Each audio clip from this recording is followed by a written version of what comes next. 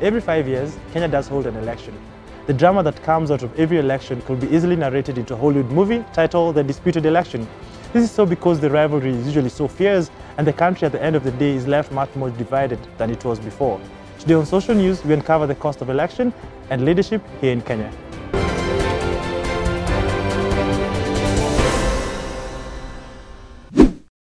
"2017 has literally been a political year with 2 elections carried out. The general election carried out on the 8th of August and the Supreme Court ordered presidential rerun on the 26th of October. The whole election process did cost a third world country, Kenya, a total sum of 59 billion Kenya shillings, that's over $500 million. Dozens of lives lost on post-election violence, mostly with the police. Kenya shillings 230 billion lost in the Nairobi Security Exchange. A nation divided into half, and a repetition of the old adage African story by the Western countries of being a continent still in the dark with regards to democracy. With all put into context, do we as voters know what roles the leaders whom we elected are supposed to play and what is the cost to our ailing economy? In 2010, we adopted a new constitution that gave dispensation to a devolved government system, meaning that there is a national government and a county government. It is with this that the elective positions increased from the previous 3 to now 6. We now have to vote in the president, the governor, the senator, the member of parliament, member of county assembly, and a woman representative. It was all glamour till the reality hit on the adaptation of the devolved system with the elected leadership. This is so because corruption and mismanagement cases soared, our recurrent budget ballooned, and politics overweighed policies. The question that now lingers is that, are we overly represented, and is it worth it? To put this into light was a documentary titled The Schools of Misery by Rose Wangoi of NTV earlier in the year. She highlighted the dilapidated state of schools within the Kilifi County, which is a sample of the reality across the country. Some roofs are leaking, some walls usually come down.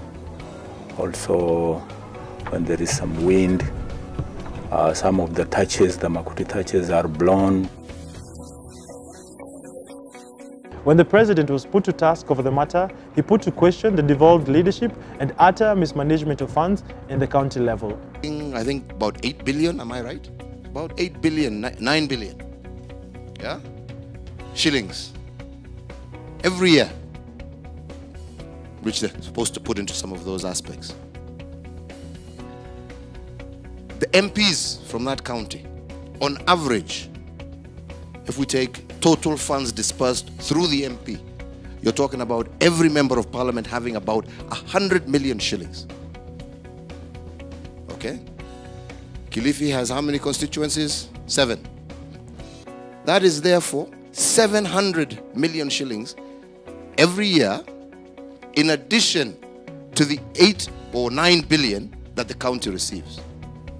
Under the devolved system, it all starts at the ward level, being represented by the member of county assembly.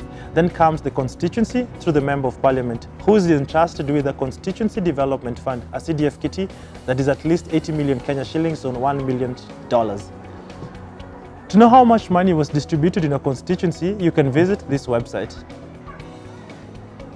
After the constituency level comes the county government that has at least 3 billion Kenya shillings disbursed annually. That's around $30 million.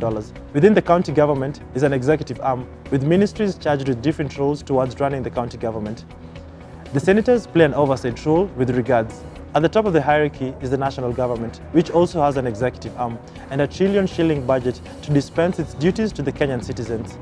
With all the levels of representation and 1 trillion shillings disbursed for the development of the country and its people, we still find ourselves in the same cycle, still begging the question of the expensive cost of leadership and election in our country, Kenya. My name is Ian Dennis and this has been Social News. Share your comments and feedback on the subject matter and let's have a conversation with regards.